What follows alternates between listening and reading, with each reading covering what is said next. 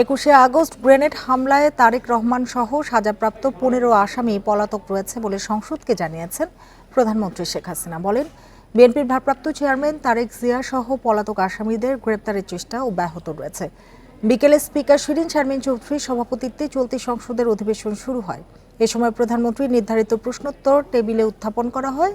সংসদ নেতা জানান, বিদেশে পলাতক আসামি মাওলানা তাজউদ্দিন, হারিস চৌধুরী ও রাতুল আহমেদ বাবু ওরফে রাতুল বাবুদের বিরুদ্ধে ইন্টারপোলের রেড নোটিশ জারি করা হয়েছে।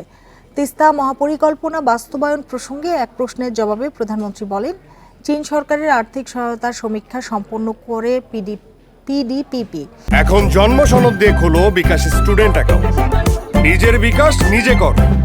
এ বিষয়ে চীন সরকারের মূল্যায়ন প্রতিবেদন গত বছরের মার্চে অর্থনৈতিক সম্পর্ক বিভাগে পাঠানো হয়েছে। তিনি বলেন, চীন সরকার প্রকল্পটি বিভিন্ন ধাপে বাস্তবায়নের জন্য আরও সমীক্ষার পরামর্শ দিয়েছে।